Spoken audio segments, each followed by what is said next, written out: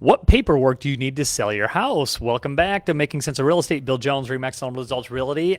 This is part two of Is Now the Right Time to Sell Your Home? We talked about that last week, so this is part two of that. And part of selling your home being the right time, what do you need to sell your home? Yesterday we talked about what does a listing agent do for you. Tomorrow we're talking about marketing and things that happen to help sell your home.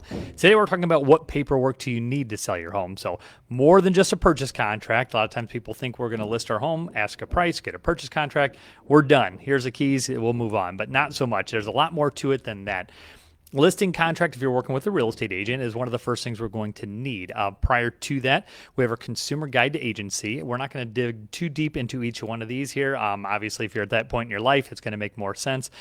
That's a form we put out there that we inform people of our agency relationships with people. Then we have our agency disclosure form, and then the actual listing agreement. That's going to spell out who's doing what for who.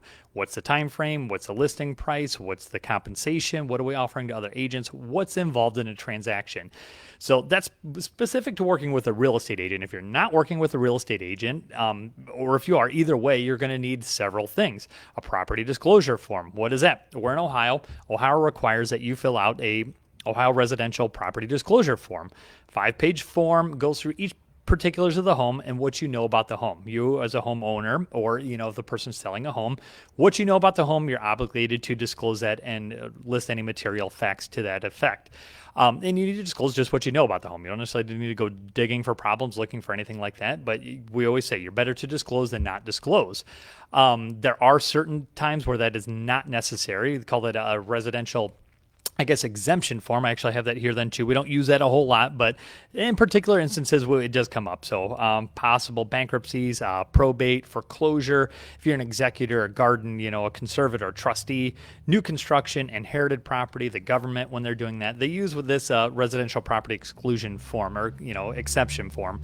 Part of that, if you're part of an estate, an LLC, probate, things like that, those are other pieces of paper you're going to need prior to selling the home.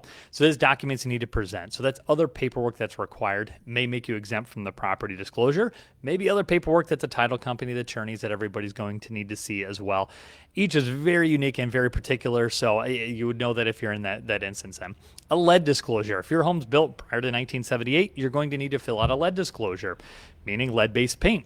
Do you know of any lead-based paint? Have you been made aware? Do you have any reports of lead-based paint in the home? If so, you need to disclose that. If not, you disclose that you don't know, you're unaware. So are you part of a condo association? Those condo association documents a lot of times are very pertinent to somebody's decision on whether they want to buy the condo or not, because they want to know the rules. They want to know what's involved with that, what's part of being with the association. So a lot of times you're going to have to produce those documents to make sure that a purchaser knows what there is. If you live in a house that has a septic system, you'll need a septic operations and maintenance agreement. We're in Seneca County. What's Seneca County? Not every county has that, but we certainly do in Seneca and a lot of the surrounding counties. So if you have a septic, that's a whole different conversation. That's something you need to prepare and then transfer onto the new buyer then.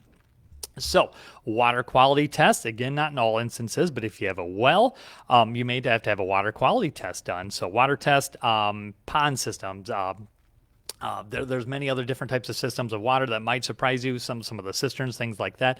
You may need a water quality test. So is your property subject to any easements, taxes, land use changes, things along that line are things that would come up, which would be documentation needed to provide prior to closing. So all of that in a nutshell. There's a lot more to it than that, but it will give you an idea of what documents you're going to need to sell your home. So it's more than just a purchase contract. It's more than just one or two disclosures. Whether you're working with an agent or not, there's a lot of paperwork that needs to get through. So, of course, my advice is it's self-serving, but hire a good real estate agent. Make sure you're working with somebody that knows the ins and outs, how to navigate through all of that. So we've got a link to our programs or to our website to show you a little bit about selling and things like that then too. So we'll continue making sense of real estate. Join us again tomorrow. We're going to talk more about marketing your home and what's all involved with that. If you have any questions, make sure you get them in for our Friday live Q&A. So make sure to check back. We'll keep making sense of real estate.